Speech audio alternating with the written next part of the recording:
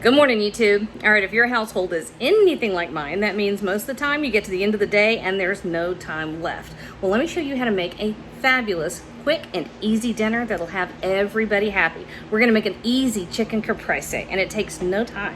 All right, let's cook, y'all. We got a family to feed. I was gonna show y'all how to do this on the grill.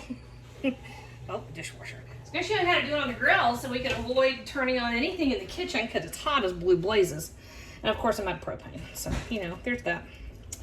So we're gonna do it on the stove top. It's still gonna be relatively fast. And I've got 4 chicken breasts. Look here, look at this. Look at this weird mutant one. It happens, no big deal.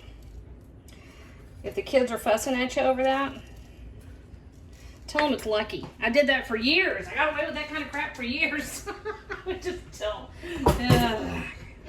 Kinsley's sitting behind me. I got caught.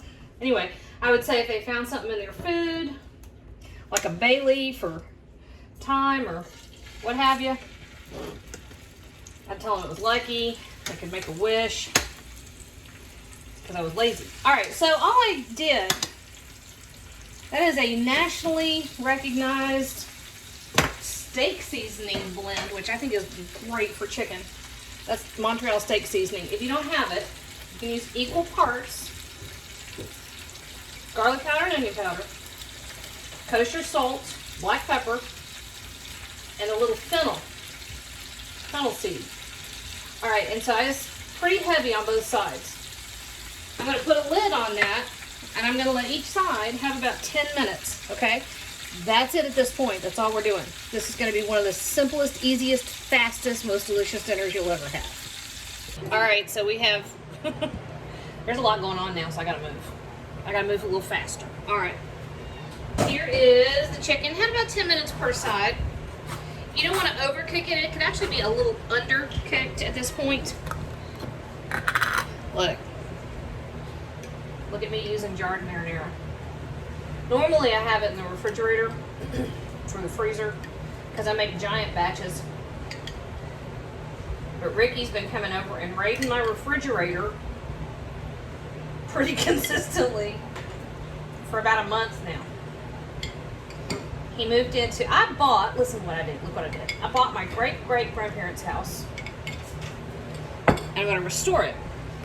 I thought I'd be shooting videos over there by now, but I vastly underestimated what it was going to take to make that happen.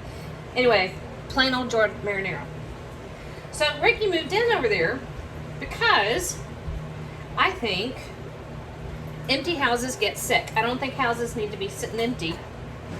And the house has never been renovated, but it's, perfectly livable. It's just 150 years old. Look, I ended up with a piece of cheese. This is just mozzarella. It's fresh mozzarella that came sliced.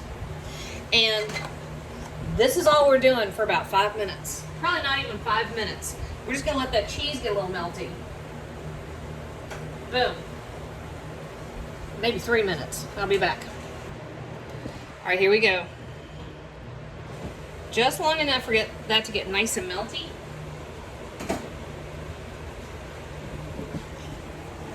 Can you see that? It's starting to get gooey. Perfect. All right, so the chicken is cooked. Cheese is nice and melty. This is the last stage. I've got fresh basil. Turn the dishwasher off. I got my fan going in the background too. I'm just terrible. Production is not my forte, but y'all know that. Okay, so just over the top with the fresh basil. If you want to get fancy, you can cut it. I don't want to get fancy. I don't want to mess with much of anything when it gets too hot. I'm hoping they can come today and work on my air conditioner because otherwise I'm just going to melt. All right, there we go, y'all. Tell me how delicious that is. Perfect. There we go, guys. Some of the easiest, simplest, most phenomenal stuff you'll ever eat.